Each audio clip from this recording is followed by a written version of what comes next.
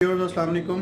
कैसे हैं? खैरियत से हैं आप? ठीक हैं? Part 2 civil suit from filing to final arguments के साथ आपके सामने हाजिर हैं।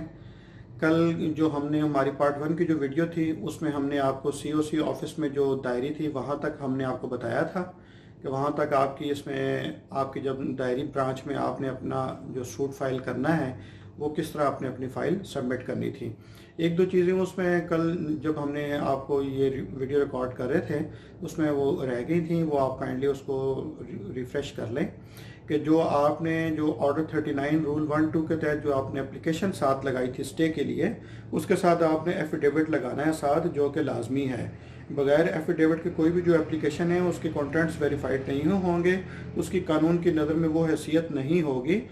याद रखिए, जब जिस भी जज साहब के पास ये आपकी जो स्टे एप्लीकेशन सूट के साथ आपका सूट जो मार्क होता है जो फाइल आपकी फर्दर हियरिंग के लिए उसमें एडजुडिकेशन के लिए, तो जो आपकी स्टे एप्लीकेशन के ऊपर जो मौजूद जज साहब जो फैसला देते हैं उसमें जो पहला जुमला है वो यही लिखते हैं, रिलाइंग ऑन द एफिडेविट।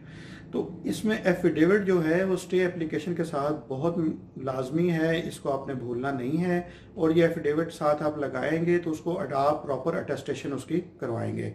तो ये आपने जो कल एक हमने उसमें रह गया था जो मैंने कहा था, ये आपको हम आज आपकी वीडियो में इसमें बता रहे हैं, इसको आपने ज़रूर याद रखना है। तो जनाब सीओसी ब्रांच से आपकी फ़ाइल जो है वो मार्किंग के बाद सिविल जज क्लास 1, क्लास 2 या क्लास 3 जो आपकी जो पेक्यूनरी जुरिस्डिक्शन के तहत जो है वो मार्क हो जाएगा। जब आपकी फ़ाइल मुतलका जज साहब की कोर्ट में जाएगी तो आपने वहाँ पे अब आपकी जो पहली जो कार्रवाई है वो आपकी है स्टे एप्लीकेशन के ऊपर इब्तदाई बहस की, क्योंकि आपने अपने दावे के साथ स्टे एप्लीकेशन लगाई हुई है। इसमें जो आपकी इब्तदाई बहस जो होगी वो आपकी होगी। अब आपकी ये बहस इतनी जामिया और मुख्तसर और बामायने होनी चाहिए कि जो कोर्ट को मौजूद जज साहब को आप मुतमिन कर सकें कि अगर वो ये मौजूद अदालत और वो मौजूद अदालत अगर उसने आपको स्टे ग्रांट नहीं किया तो आपको इर्रिपेरेबल लॉस होगा। स्टे एप्लीकेशन में जो इंग्रेडिएंट्स हैं मेन के प्राइमा फेसाई जो केस है वो आपके हक में है, बैलेंस ऑफ कन्वीनियंस आपके हक में, जो केस आपका बादी नज़र में जो है वो आपका फर्दर चलने वाला है। और लेट्स सपोज अगर कोर्ट अगर आपको स्टे ग्रांट नहीं करती तो आपको इर्रिपेरेबल लॉस होगा। इर्रिपेरेबल लॉस की कानून की निगाह में ये कहते हैं कि ऐसा नुकसान जिसकी कोई तलाफी ना हो। तो जनाब ये इन 3 पॉइंट्स पे आपने कोर्ट को मुतमिन करना है। अब आपने इसमें करना ये है कि जो आपने जो अपना दावा जो तैयार किया है, जो आपके प्लीडिंग्स हैं, जो आपका प्लेंट है, उसके जो इब्तदाई 3 से 4 पैराग्राफ हैं उसमें आपने जो अपनी दावे की जो जुजियात हैं जिसके ऊपर आपका दावा सारा बेस कर रहा है आपने वो उसमें लिखा होगा। अब आपने टू द पॉइंट कोर्ट को अपने वो पैराग्राफ 1, 2, 3, 4 जिसमें आपने है वो आपने टू द पॉइंट कोर्ट को बताना है। और उसके रेलिवेंट जो डॉक्यूमेंट्स आपने साथ एनेक्स किए हैं, जो आपने फहरिस्त दस्तावेज़ात में जो मैंने आपको कल बताया था, जो पहली वीडियो में हमने आपसे जिक्र किया था, वो आपने कोर्ट को वो डॉक्यूमेंट उसमें हाईलाइट करने हैं। आप ये काम करेंगे, टू द पॉइंट करेंगे, ज़्यादा लंबी बहस इसमें नहीं होती है। आपने सिर्फ कोर्ट को इब्तदाई अपनी वो चीज़ें बतानी है जिसके ऊपर आपका टोटल दावा रिलाई कर रहा है, जो और वो डॉक्यूमेंट्स आपने बताने। लेट्स सपोज आपने अपनी मलकियत लगाई हुई है कि जनाब ये जगह मेरी मलकियत थी लेकिन इसके ऊपर फलां XYZ ने कब्जा कर लिया है। अब आपने अपना वो जो दावा के जो पैराग्राफ 1, 2 या 3 जिसमें भी आपने ये पूरा इसमें नरेट की हुई है पूरी स्टोरी, वो आपने कोर्ट को हाईलाइट करनी है। इसके अलावा जो रजिस्ट्री की आपके पास जो कॉपी आपने लगाई होगी साथ, वो आपने साथ बतानी है। अगर कोई म्यूटेशन का है तो वो आपने साथ लगानी है। अगर आप कोई अपनी उस प्रॉपर्टी के ऊपर कोई प्रॉपर्टी के टैक्स वगैरह दे रहे हैं या दीगर कोई टैक्स दे रहे हैं या आपके यूटिलिटी बिल्स उस प्रॉपर्टी के आ रहे हैं जो आपके नाम पर आ रहे हैं जिससे आपकी मलकियत साबित हो रही है, तो वो कोर्ट को आपने बताना है कि जनाब ये मेरी मलकियत के सबूत हैं, इस प्रॉपर्टी का जायज़ और कानूनी इसका मालिक मैं हूँ, लेकिन फ़लाँ XYZ ने इसको इलीगली धोखे से इस पर कब्ज़ा कर लिया है, मुझे बेदखल कर दिया है, तो या मुझे बेदखल करना चाहता है तो उसको रोका जाए। तो कोर्ट को जब आप बताएंगे तो इंशाअल्लाह ताला कोर्ट आपको इसमें टेम्प्ररी इंजेक्शन जो है वो ज़रूर ग्रांट करेगी। अब जब आपका टेम्प्रेरी इंजेक्शन इसमें ग्रांट हो जाता है, कोर्ट जब अपने ऑर्डर लिखाएगी तो उसमें आपको 10 से 15 दिन का टाइम आपको नेक्स्ट पार्टी को दिया जाता है तलबी के लिए। अब इसमें फर्दर आपकी जो प्रोसीजर हो जाएगा, आपने उसमें समन आपने उसको अरसाल करने हैं, जो जमा आपने करवाने हैं, आपने उसको जो रजिस्टर्ड कोरियर है वो आपकी ज़िम्मेदारी होती है कि आपने प्रॉपर तरीके से विद जो उसकी प्लेंट की कॉपीज़ हैं वो आपने साथ उसकी अटैच करके भेजनी है। तो ये आपका इस तरह से आपका जो पहली आपकी जो हियरिंग है वो कंप्लीट हो जाएगी। अब जनाब चलते हैं नेक्स्ट पे। जब आप ये समन भिजवा देंगे, समन एक आप रजिस्टर्ड कोरियर के ज़रिए आपका चला गया, आपका जो पोस्ट ऑफिस के जरिए जो रजिस्ट्री करवाते हैं उसके ज़रिए चला गया आपका, और तीसरा एक होता है अदालत अपने प्रोसेस अपने बैलफ के ज़रिए जो है नाज़िर ब्रांच जो है वो इसको अरसाल करती है। तो नेक्स्ट जो हियरिंग होगी आपकी, ये रिपोर्ट्स वगैरह इसमें आ जाएंगी। डिफेंडेंट अगर पेश इसमें होता है तो कोर्ट उसको आपकी जो दावे की कॉपी है वो उसको फराहम कर देगी। वो कोर्ट उसको कहेगी कि आप इसका विद इन 10 डेज़ 15 डेज़ या मैक्सिमम 30 डेज़ जो कोर्ट उसको देती है कि आपने इसका जवाब फाइल करना है। तो जनाब ये आपकी चले गए आप नेक्स्ट स्टेज पर। डिफेंडेंट इसमें हाजिर हो गया है, डिफेंडेंट को कॉपीज़ मिल गई हैं, अब डिफेंडेंट ने इसका जवाब फाइल करना है। अब जब डिफेंडेंट इसका उससे जो अगली जो हेयरिंग की तारीख होगी, जो डिफेंडेंट इसका जवाब फाइल करते हैं, हम ये सोचते हैं कि इसमें कोई डिले नहीं है और ये रूटीन में एक मैटर चल रहा है। डिफेंडेंट नेक्स्ट डेट को इसमें जवाब फाइल कर रहा है, एक ही डिफेंडेंट है वो इसमें जवाब फाइल कर देता है। अब जब जवाब फाइल कर देता है तो कोर्ट जो है जो आपकी स्टे एप्लीकेशन है उसके ऊपर जो है ना बहस के लिए ये आपके केस मुकर्रर हो जाएगा। अब जब स्टे एप्लीकेशन के ऊपर बहस के लिए केस आपका फिक्स हो जाएगा तो कोर्ट दोनों पार्टियों को सुनेगी। कोर्ट आपको भी सुनेगी दोबारा और डिफेंडेंट का मौक़िफ़ भी लेगी जो उसने अपने रिटन स्टेटमेंट में भी दे दिया, और जो उसने अपना आपकी जो एप्लीकेशन थी ऑर्डर 39 रूल 1 और 2 के साथ तहत आपकी, उसमें उसका रिटन रिप्लाई भी आ गया। यहाँ पे डिफेंडेंट को भी चाहिए कि जो वो आपकी इसमें रिटन रिप्लाई फाइल कर रहा है ऑर्डर 39 रूल 1 और 2 के तहत, तो उसमें काउंटर एफिडेविट लाजमी वो साथ इसमें फाइल करे। तो जब उसका भी आ गया तो कोर्ट इसमें दोनों पार्टियों का मौक़िफ़ सुनकर, अगर आपका केस मजबूत हुआ, बादियो नज़र में आपने जो मौक़िफ़ अपना बयान किया, अगर डिफेंडेंट्स की निस्बत आपका मौक़िफ़ मजबूत हुआ तो आपका स्टे कोर्ट कंफर्म कर देगी बाद इसमें जो आर्गूमेंट्स के सुनने के बाद। और अगर आपके मौक़िफ़ से कोर्ट मुतमिन ना हुई या आप मुतमिन ना कर पाए तो आपका जो स्टे आपको दिया गया था, स्टे की हद तक आपका जो वो एप्लीकेशन है वो डिस्पोज ऑफ कर दी जाएगी या खारिज कर दी जाएगी आपकी। ये कोर्ट के उसमें स्वाद उसमें दोनों पार्टी जिसके खिलाफ भी ये इसमें फैसला आता है वो फर्दर आगे उसमें अपील में जा सकते हैं। अब जब इसमें आ जाएगा तो इसमें कोर्ट की ये स्वादीद है कि उसको सेम डे उसमें इशू फ्रेम कर दे या उसके लिए नेक्स्ट डेट मुकर्रर कर दे इशू फ्रेमिंग के लिए। जब आपकी इसमें इशू फ्रेमिंग के लिए आपकी नेक्स्ट डेट आपकी मुकर्रर हो जाएगी और दोनों पार्टीज में अगर कोई अपील नहीं करते तो आपको जो है आप जब इशू फ्रेम इसमें हो जाएंगे तो जो कोर्ट उसमें 7 डेज़ का आपको टाइम देगी कि आप इसमें अपनी लिस्ट ऑफ विटनेस और सर्टिफिकेट ऑफ रेडीनेस आप जो इसमें फ़ाइल कर सकते हैं। इस मौके के ऊपर दोनों पार्टीज जो हैं वो अपने गवाहान के नाम कोर्ट में दाखिल करेंगे और मज़ीद अगर कोई डॉक्यूमेंट इस स्टेज पे अगर आप अपने दावाजात के साथ या जवाब दावा के साथ मुंसलिक करना चाहते हैं तो वो आप साथ इसमें लफ करेंगे। तो जनाब नेक्स्ट डेट जो भी इसमें होगी, इसमें आपका केस अब इब्तदाई मराहिल से निकल कर आपका एविडेंस की स्टेज पे आपका केस चला जाएगा। याद रखिए जब केस की कार्रवाई इसमें एविडेंस में शुरू होगी तो हमेशा जो एविडेंस है वो सबसे पहले जो है वो प्लेंटिफ पार्टी की होती है, जिसने दावा दायर किया होता है। शहादत भी पहले उसी की तरफ से होगी।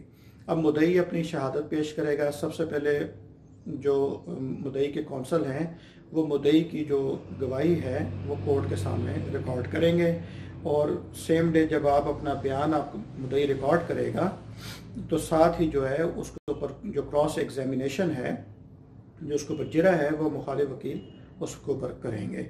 अब आपने यहाँ पे जो इम्पोर्टेंट है वो ये है कि जो आपके इश्यूज आपके जो फ्रेम हुए हैं, आपकी जो शहादत है, जो मुद्दई की शहादत है, उस इशू जो फ्रेम जो हैं उसके अंदर होनी चाहिए, अपने दावे के अंदर होनी चाहिए। उससे बाहर निकल के अगर आप कोई शहादत आप रिकॉर्ड करवाते हैं तो उसका आपको हमेशा नुकसान ही होता है, उसका आपका कोई फ़ायदा नहीं होता। वो आपकी जो फाइनल जो उसकी आर्गूमेंट्स होगा उसमें वो हिस्सा पढ़ा भी नहीं जाएगा। अगर वो उसके ऊपर इशू फ्रेम नहीं हुआ तो आपके ऊपर सारी शहादत उसके ऊपर फजूल जाएगी, उसकी रायगाह जाएगी, उसकी कोई उसकी हैसियत उसकी नहीं है। तो एक तो आपने जो इशू फ्रेम्स हुए हैं आपने उसके अंदर रह के अपनी शहादत करानी है। दूसरे जो मुखालिफ डिफेंडेंट जो कौंसल हैं उनको भी इस चीज़ को नज़र में रखना चाहिए कि जो इशू जो उनकी हद तक जिसको उन्होंने प्रूफ करना है कि जो ओपीडी लिखा होता है कि जो ऑनर्स ऑफ प्रूफ जो है वो ऑन डिफेंडेंट है। इसका आपने अक्सर देखा होगा जब इशू फ्रेम होता है उसके ऊपर आगे ओपीपी और ओपीडी लिखा होता है।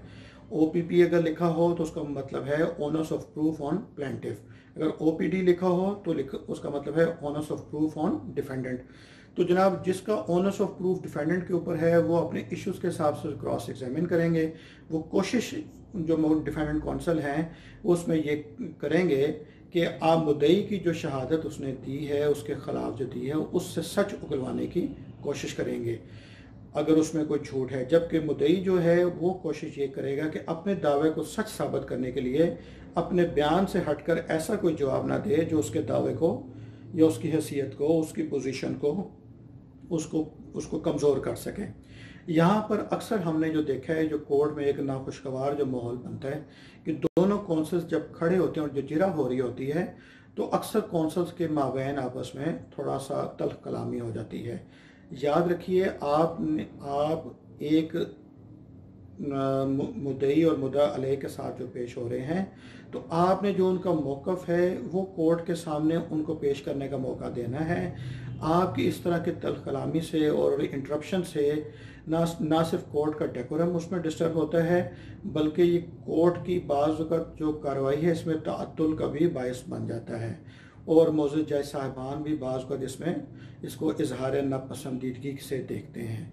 आप चूँकि आप सीनियर वकला होते हैं, आप एक नोबल प्रोफेशन में होते हैं तो उसमें जितना आप हम्बल होंगे कोर्ट के सामने वो उतना आपके लिए ज़्यादा बेहतर होगा। तो जनाब ये जो इसमें प्लेंटिफ की जो एविडेंस थी वो आपने करवाई, उसके साथ उसका अगर एक गवाह था या दो गवाह थे वो आपने एविडेंस करवाई और डिफेंडेंट कौंसल ने बामुताबिक जो इशू फ्रेम्स हुए थे उसके मुताबिक जिरा की। अब इसमें डिफेंडेंट जो मुद्दई का जो इसमें कौंसल हैं सबसे बेहतर उसमें यह है कि वो जब इसमें अपना बयान करवा रहे हों तो साथ ही जो डॉक्यूमेंट्री एविडेंस है वो साथ साथ बयान में करवा दें ताकि अगर मुखालिफ पार्टी की तरफ से इस पर कोई एतराज़ात आने हैं तो उसी वक्त मौके पर आ जाएं ताकि बाद में जब आप इसमें सेपरेट जो दस्तावेजी शहादत आप करवाते हैं उसमें आपका इसमें वक्त ज़ाया ना हो। तो ये जनाब इस तरह से जब आपकी ये क्रॉस एग्जामिनेशन की आपकी स्टेज आपकी ख़त्म होती है, जज साहब आपकी शहादत लिख लेते हैं तो केस आपका जो नेक्स्ट जो फर्दर जो प्रोसीडिंग में है वो डिफेंडेंट की एविडेंस के ऊपर चला जाता है। ये आपकी जो प्लेंटिफ की एविडेंस है ये एक हेयरिंग में मुकम्मल होती है, 2 में होती है, 3 में होती है या 4 में होती है या जितने भी होती है। इसमें आपकी यही कार्रवाई चलेगी कि आपके बयान होंगे और उस पर मुखालिफ वकील जो हैं वो आप जब तक जिरा नहीं करते ये मुद्दई की जो शहादत में केस आपका वो चलता रहता है। तो जनाब इस मुद्दई की शहादत जब ख़त्म होगी तो इसी तरह से जो डिफेंडेंट हैं वो उसका बयान होगा और जो मुद्दई के जो कौंसल हैं वो उनके ऊपर जिरा करेंगे। सेम यही पैटर्न होगा, सेम यही सब कुछ होगा। उन्होंने भी अपने जो इशू फ्रेम्स हुए हैं जिसमें उनके ऊपर ओनस है उन्होंने उसके ऊपर फोकस करना है और इसको उन्होंने मद्देनज़र रखते हुए सारे उसके ऊपर जो डिफेंडेंट जो है उसके ऊपर जिरा करनी है, उसके गवाहान के ऊपर जिरा करनी है। तो ये जब आपकी शहादत से आपका स्टेज सारा इसमें ख़त्म होता है, क्लोज़ होता है, तो इसमें फर्दर जो आपका जो ये केस है ये फाइनल आर्गूमेंट्स के लिए आपका फिक्स हो जाएगा। अब जब फाइनल आर्गूमेंट्स के लिए आपका केस फिक्स होता है तो आपने कोशिश ये करनी है कि बजाय 10 सफ़े की जो सारी शहादतें लिखी हुई हैं उसको पढ़ने की बजाय आप अपने दावा जो उसमें पैराग्राफ हैं, जो रिलेटेड पैराग्राफ हैं और उनसे रिलेटेड जो आपके इशू फ्रेम्स जिस पे आपका ऑनर्स था उसके जो आपने मुखालिफ जो आपका था डिफेंडेंट था, उससे आप जो बातें अपनी जिरा में उगलवा आप पाए, आप मौजूद अदालत को उसको पिन पॉइंट करें, उसको हाईलाइट करें। और ये लाजमी नहीं है कि आप पूरे 10 पेजेस कोर्ट को पढ़ के सुनाएं और आप उसमें ये लगे कि आपने बहुत घंटे की आपने इसमें बहस कर दी या 2 घंटे की कर दी। याद रखिए, क्वालिटी इसमें मैटर करती है, क्वांटिटी मैटर कभी भी नहीं करती है। आपका 2 घंटा बोलना मायने नहीं रखता, चाहे कि आप 2 मिनट के सामने बात कोर्ट के करें और उनको जो रेलिवेंट जो लाइंस हैं या जो उसमें जो आपने क्वेश्चन किया और जो डिफेंडेंट ने उसका जवाब दिया, वो कोर्ट को जब आप हाईलाइट कर देंगे तो कोर्ट को आपके जो कहना चाहते हैं वो जो मोअज़्ज़ज़ जज साहब हैं, जो अदालत है, वो वहाँ तक पहुँच जाएगी। हमेशा ये समझिए कि जो जज होता है उसका इल्म, उसका विजडम, उसकी लॉ की नॉलेज हमसे अगर बराबर नहीं तो हमसे थोड़ी बेहतर होती है, तभी वो जज के मुकाम तक पहुंचते हैं। हम उनको सिर्फ असिस्ट करते हैं प्रॉपर सारे केस के मामले में। आपने उनको वो मुतलका बतानी है लाइंस, आपकी अगर इस तरह बताएंगे आपकी इसमें जो फाइनल आर्गूमेंट्स हैं वो बहुत बेहतर होंगे, बहुत नफीस होंगे, कोर्ट इसको अप्रिशिएट करेगी और इसके मुतलका जो आपके जो आपने बताया उसको अंडरलाइन कर लिया जाएगा और टू द पॉइंट आपके केस को डिसाइड करने में कोर्ट को आसानी होगी। और आप अपने दावे किसके हक में, अगर कोई एपेक्स कोर्ट्स की कोई जजमेंट्स हैं, कोई सुप्रीम कोर्ट की या हाई कोर्ट की हैं, तो वो आप अपने इसके फाइनल आर्गूमेंट्स के स्टेज के आप अपने दावे के हक में वो कोर्ट को बतौर रेफरेंस के तौर पर आप बता सकते हैं कि इसी तरह के मिलते जुलते जो केस में इसमें सुप्रीम कोर्ट की क्या ऑब्जर्वेशन थी या हाई कोर्ट की क्या ऑब्जर्वेशन थी, ताकि मौजूद अदालत को आपकी बहस के तनाज़ुर में, आपकी जो क्रॉस एग्जामिनेशन हुई, जो एविडेंस हुई, उसके तनाज़ुर में आपके हक में केस को डिसाइड करने में मदद उसमें मिले। इसी तरह डिफेंडेंट ने जो अपने है जो उसके इशू फ्रेम्स हुए थे उसको फोकस करते हुए जो मुद्दई की एविडेंस हुई थी और जो उन्होंने उसको क्रॉस एग्जामिनेशन की थी, जो जिरा की थी, उनको अपने हक में जो उसमें बयानात मिलते हैं वो मौजूद अदालत को बताएंगे कि जनाब मुद्दई का दावा इस लिहाज से झूठा बनता है कि मैंने जब इनसे ये सवाल किया तो इन्होंने जो ये जवाब दिया तो इनके अपने बयान की खुद ही नफ़ी होती है। वो जितना टू द पॉइंट करेंगे तो अपने हक में केस को अपने मजबूत करने में उसमें वो ज़्यादा कामयाब होंगे।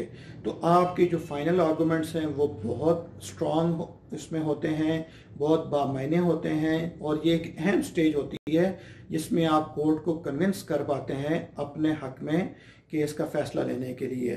तो याद रखिए, जितना आप हम्बल तरीके से कोर्ट के सामने अपने फाइनल आर्गूमेंट्स पेश करेंगे, जितने मुदल्लल अंदाज में करेंगे, जितने टू द पॉइंट करेंगे, आपको आपके हक में रिलीफ मिलने के उतने ही ज़्यादा इम्कानात होते हैं।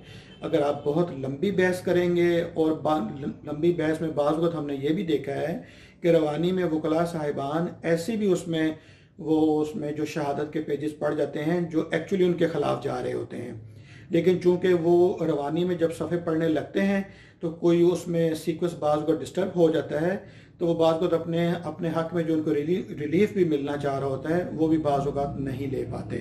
तो यहाँ तक जनाब आपके जो फाइनल आर्गूमेंट्स हैं, इसी तरह डिफेंडेंट भी जो हैं अपने हक में जो अपने जो इसमें जो अपने प्लीडिंग्स को अपनी साबित करने के लिए जो इसमें हाई कोर्ट की या सुप्रीम कोर्ट की या दीगर जो उसमें जो साइटेशंस हैं, जो उसमें जजमेंट्स हैं, वो दे सकते हैं ताकि जिससे मौजूद अदालत को उनके हक में, डिफेंडेंट के हक में केस को फैसला करने में मदद मिले। तो एक्चुअली देखिए, दोनों पार्टीज जो हैं वो अपने अपने हक में दलाइल देते हैं, जजमेंट्स देते हैं। अब यहाँ पे कोर्ट ने अपने जो व्यू है, जो एज़ पर लॉ जो फैसला है वो करना होता है। जिसके हक में फैसला आए वो इसको अपने करे और जिसके खिलाफ आए तो वो इसको ये मत समझे कि ये कोई हो गया। ये लाजमी नहीं है, फैसला कभी किसी एक के हक में आता है, दोनों पार्टियों के हक में फैसला नहीं आता।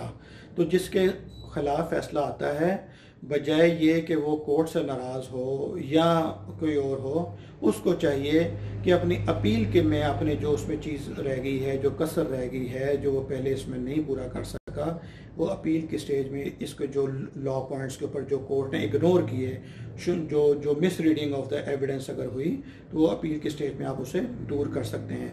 तो ये जनाब हमने ब्रीफली आपको जो है एक दीवानी दावे के जो स्टेजेस हैं वो हमने आपको बताए हैं, बजाय आपको उसमें सेक्शंस रूल्स उनके नाम लिए बगैर, ताकि जो मुख्तलिफ स्टेप्स आते हैं, जो स्टेजेस आती हैं, वो आपको इसमें याद रहें। या आपका केस जब चलता है, जब कोर्ट में जब आप दावा दायर करते हैं, जब तक डिफेंडेंट की हाज़िरी नहीं होती, कॉज लिस्ट में आपका केस नामुकम्मल की उसमें सेक्शन में लगा होगा। जब डिफेंडेंट की हाज़िरी हो जाती है, केस आपका मुकम्मल मुकदमात की फहरिस्त में चला जाएगा। जब आपकी एविडेंस की स्टेज आ जाती है, केस आपका शहादत में लगेगा।